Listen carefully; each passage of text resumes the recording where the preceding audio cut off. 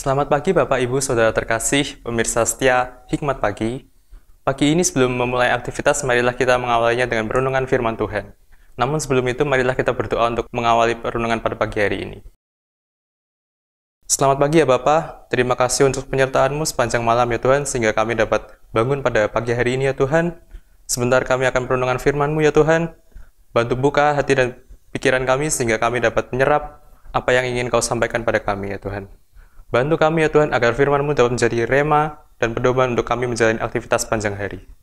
Terima kasih ya Tuhan, kami naikkan doa ini hanya ke dalam satu nama, Tuhan Yesus Kristus. Haleluya, amin. Tema perenungan pada pagi hari ini yaitu semua orang telah berdosa. Nats bacaan diambil dari Mazmur 14 ayat 3. Berbunyi demikian. Mereka semua telah menyeleweng, semuanya telah bejat. Tidak ada yang berbuat baik, seorang pun tidak. Demikian sabda dari Tuhan, syukur kepada Allah. Selamat pagi Bapak Ibu Saudara yang terkasih di dalam Tuhan Yesus Kristus. Kematian adalah misteri terbesar dalam hidup manusia.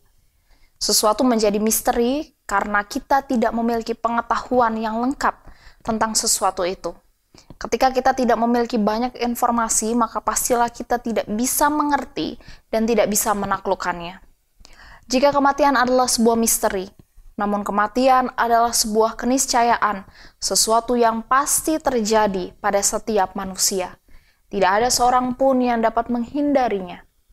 Ada sebuah kisah tentang seorang wanita yang berada di ambang kematian, yang telah menjalani kehidupan dengan baik dan bermoral, tanpa pernah merasa membutuhkan juru selamat.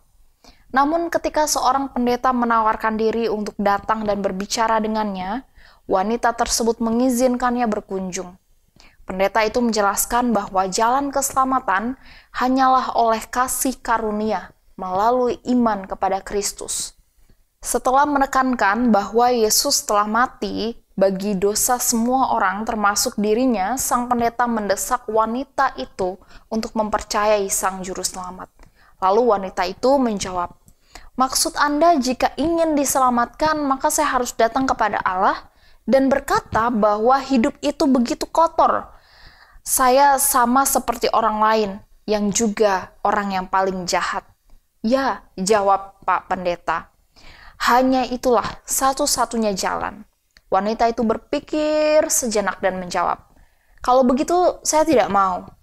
Kesombongan dan ketidakrelaannya untuk datang kepada Tuhan Yesus Kristus sebagai orang berdosa membuat ia harus menghadapi penghakiman Allah.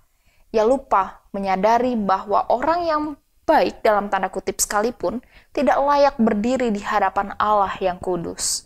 Kita semua membutuhkan juru selamat yang dapat membebaskan kita dari segala dosa.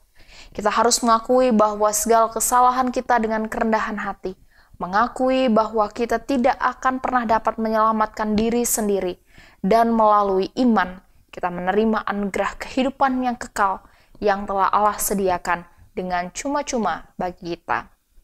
Bapak Ibu Saudara sekalian, dengan murah hati Tuhan telah menawarkan keselamatan kepada semua orang berdosa, karena kita semua adalah orang berdosa.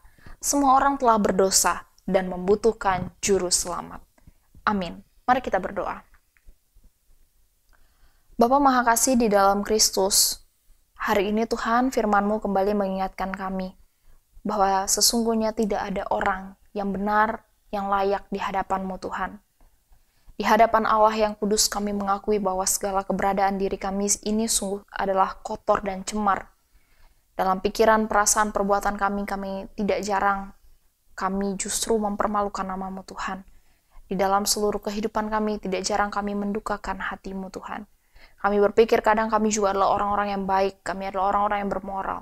Tapi sesungguhnya kami tidak layak, tetaplah orang yang tidak layak di hadapan-Mu.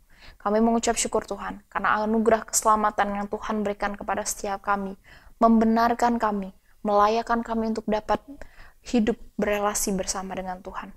Oleh sebab itu Tuhan, biarlah kami dapat menerima anugerah keselamatan itu dengan iman. Kami boleh percaya dengan kesungguhan hati kami. Kami boleh memberikan hati dan hidup kami sepenuhnya hanya kepada Tuhan.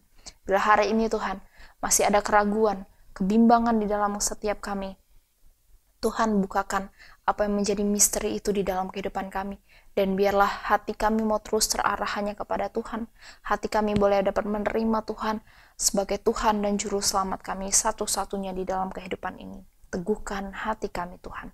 Kuatkan iman kami. Terima kasih Bapa yang baik. Pada pagi hari ini Tuhan, kami kembali akan menjalani kehidupan kami. Ketika kami membuka mata kami tahu ada kesempatan yang Tuhan berikan kepada setiap kami untuk menjalani hari ini. Oleh sebab itu Tuhan, kami mau menangkap kesempatan itu.